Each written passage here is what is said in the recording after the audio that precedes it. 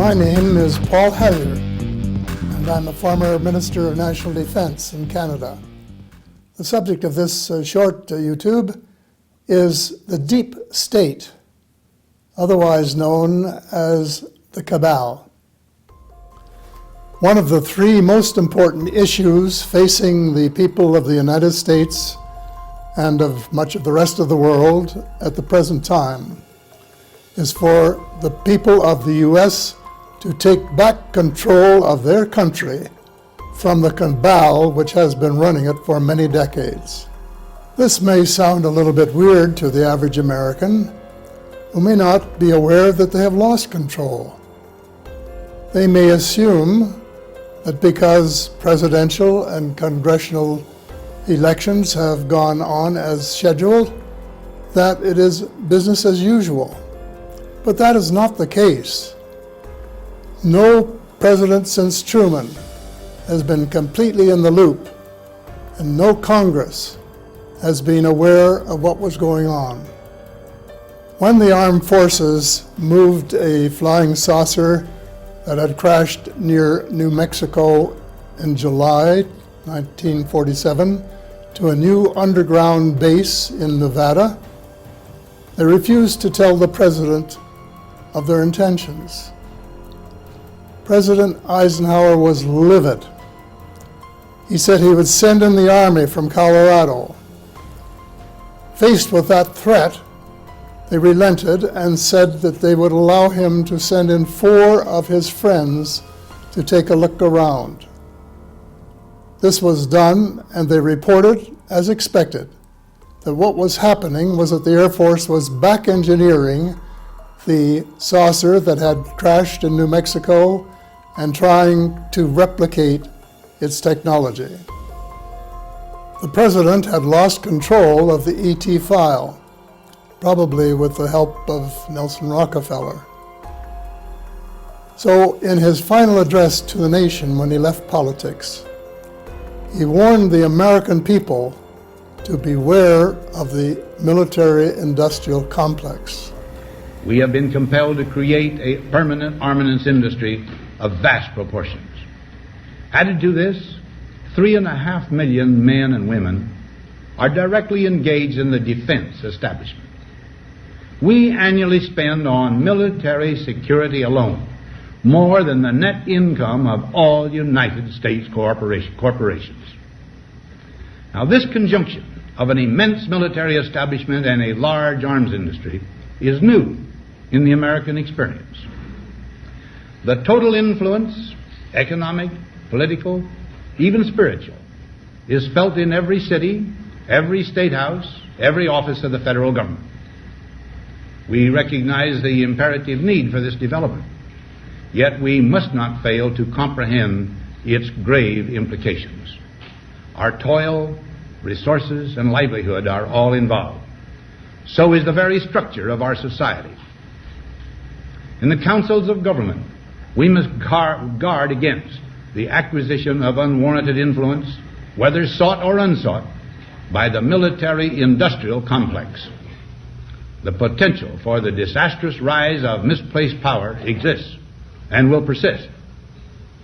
We must never let the weight of this combination endanger our liberties or democratic processes. We should take nothing for granted. Only an alert and knowledgeable citizenry can compel the proper meshing of the huge industrial and military machinery of defense with our peaceful methods and goals, so that security and liberty may prosper together. They ignored his prophecy, and this has cost them dearly. The hide-and-seek boys, as we call them, have grown into the most powerful cabal in the history of the world. At the top of the heap are the Illuminati. Next to them are the bankers, the banking cartel. Following the bankers, it's the oil cartel, and then the transnational corporations who are interconnected with the bankers. Next in line are the intelligence agencies. including the CIA, the FBI, the NSA, the British MI6, the Israeli Mossad, and finally, a huge swath of the American military, especially the Navy and the Air Force, including Space Command. Their scope was underlined by the late Senator Daniel Inouye of Hawaii. This is what he said, and I would like to quote directly from him. "There exists a shadowy government with its own Air Force, its own Navy, its own fundraising mechanism, and the ability to pursue its own ideas of the national interest, and free from all checks and balances, and free from the law itself." End of quote. Wow. Imagine that. As reported by Dr. Stephen Greer, the well-known ufologist, President Clinton confirmed the existence of the shadow government. When Sarah McClendon, a White House reporter, asked President Clinton why he didn't reveal more about UFOs and the extraterrestrial presence, he replied, and I quote, "Sarah, there is a government within the government, and I don't control it." End of quote. In effect, the cabal has usurped the power of both the president and the Congress. The American people must take back control of their country before it is too late. This means establishing a bipartisan committee to investigate what has been going on for the last 70 years. Congress will have to grant an amnesty to the witnesses so that they can speak freely without fear of repercussions.